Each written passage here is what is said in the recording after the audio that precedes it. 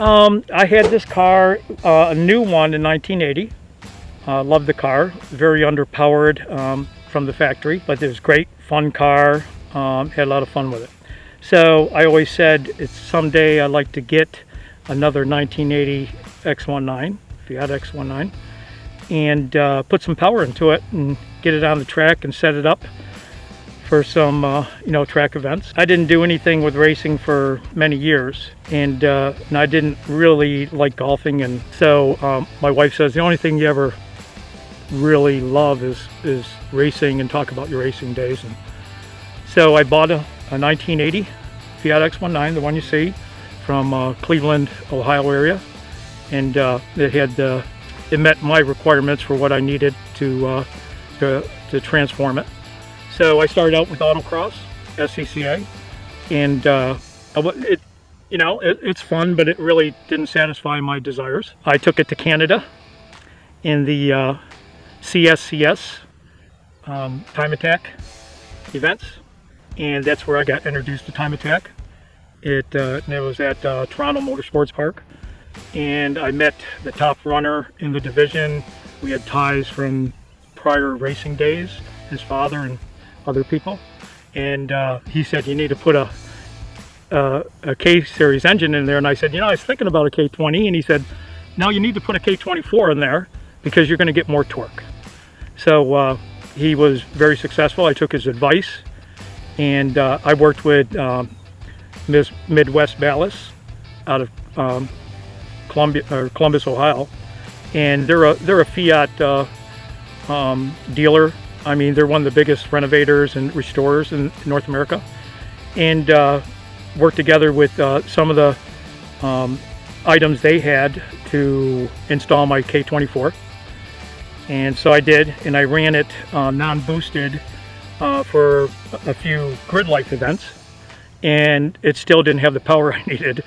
So I threw a supercharger on it, and now it puts out 375 horsepower at the wheels and 256 torque at the wheels. So it has all the power I need. It's 4.9 or something close to that to 1 horsepower to weight ratio. So it has lots of power. So right now I race in the NASA Southeast region, and I was very excited about coming to Hyperfest. It's another IMSA track, and they seem to pick the best, and I love it up here. This track's very challenging, I think, and I think I've got a lot to grow from this week's events as far as gaining speed in the turns, and I'm not worried about the straightaways. I have quite a bit of speed, and I look forward to coming back here. Now the rear Aero is ARP, okay, and they sponsor my wing. Great company. They make great rear wings. That's the largest wing I could order for my car. The front splitter, I'm going to get a little bit bigger one from them also, in carbon fiber. I've already priced it with them. And the wings in the front,